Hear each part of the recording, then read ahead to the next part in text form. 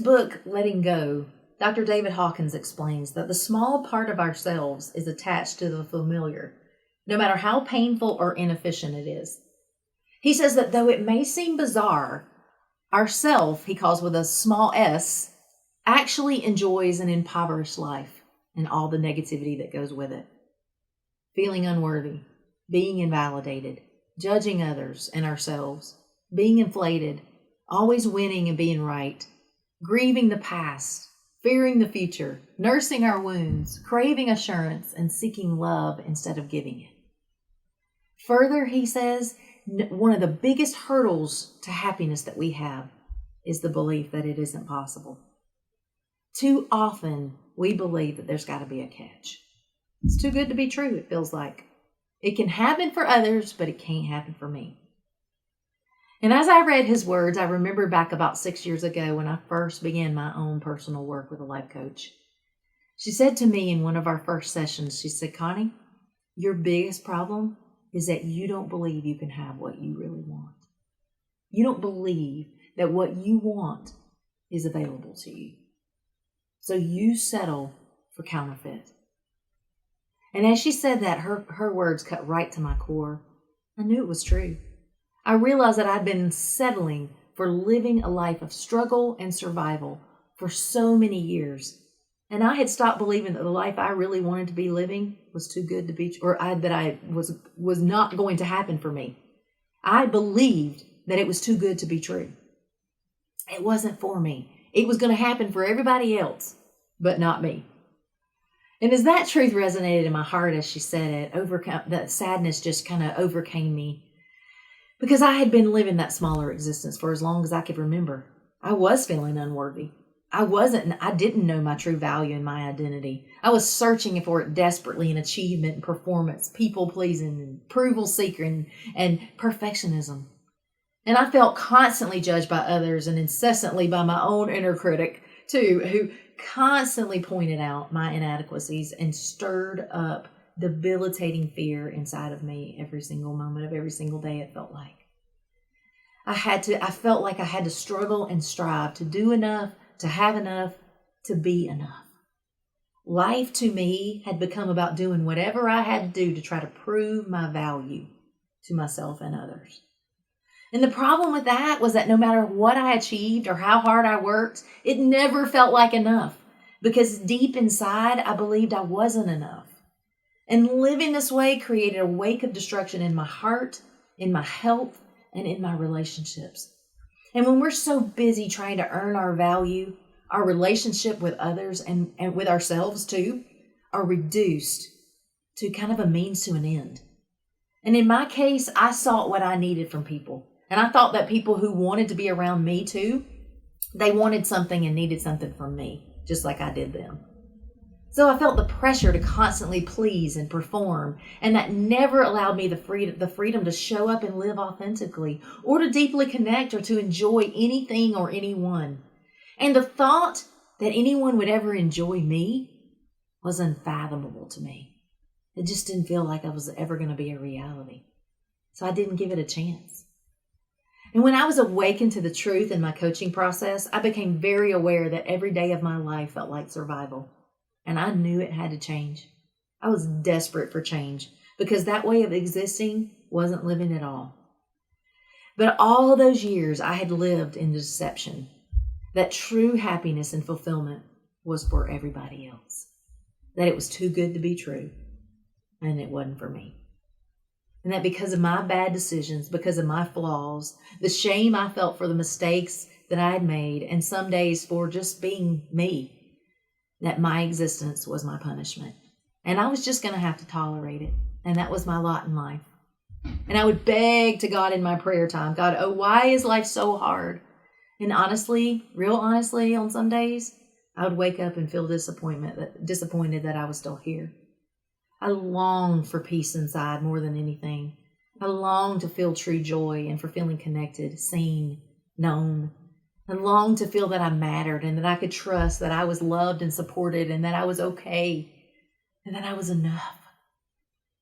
That reality felt so far away and so impossible for me. I am so grateful for the internal work that I've done over the last 6 years, because as a result of taking a hard, honest look at my beliefs and my patterns of behavior that were very familiar and very comfortable, and then learning how to practically and powerfully transform my mindsets and habits, and therefore my life, I now feel so grateful to coach other men and women who are living in struggle, striving, and surviving, and who to begin to create that powerful transformation in their hearts, their minds, and their behaviors, so that they too can live the life of freedom and fullness that they were intended to live. And I'm grateful to walk out the journey with so many people who are settling for a much smaller and more despairing existence than that they have accepted to be as good as it gets.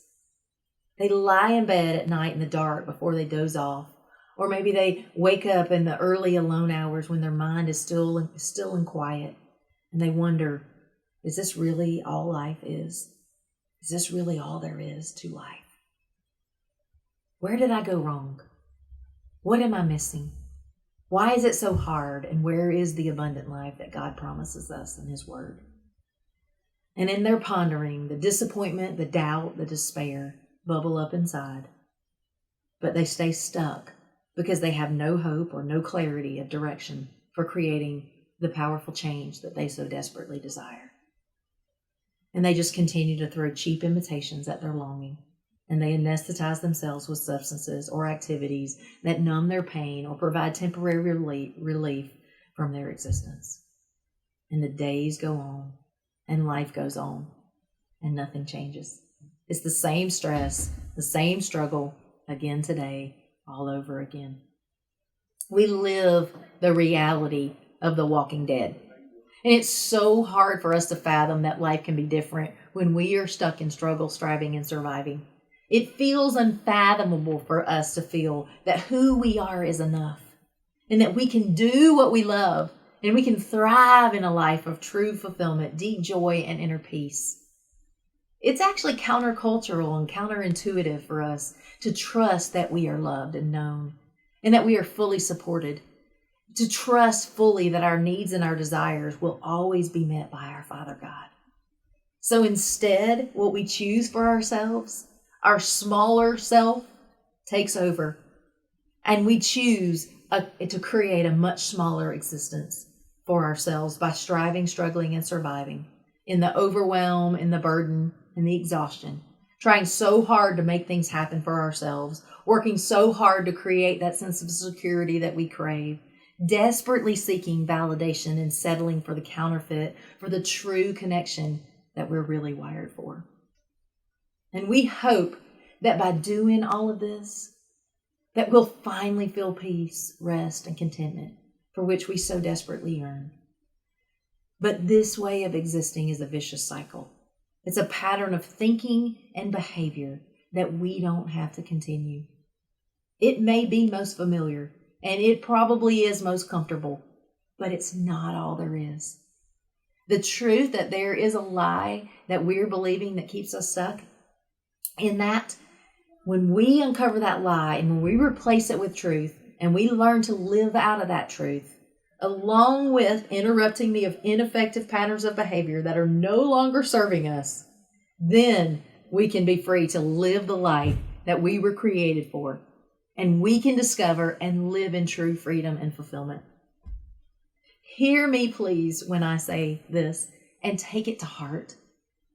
The way of living that you want, the way of living that you desperately crave in your heart, deep inside of you, it isn't too good to be true. And it isn't for everybody else. It is for you, and it is available to you. You were created with a unique identity and a beautiful purpose and a destiny that nobody else can fulfill. And it's time to expose the lies of the smaller self that are keeping you in bondage and begin to break those strongholds of that vicious cycle that continues to steal your identity, your significance, your joy, your peace, your relationships, your destiny, and the life that you were created to live. You were made for the more that God has for you, and it's waiting for you to step into it. Will you accept the invitation and take the first step? And if you're tired of living in struggle, striving, and surviving, and you're ready to thrive in a life of freedom and fullness, I'd love to help you make that happen in your life and make that your reality. You can email me at conniej@arisecounselingandcoaching.com. I'd love to coach you to soar in a life that you love.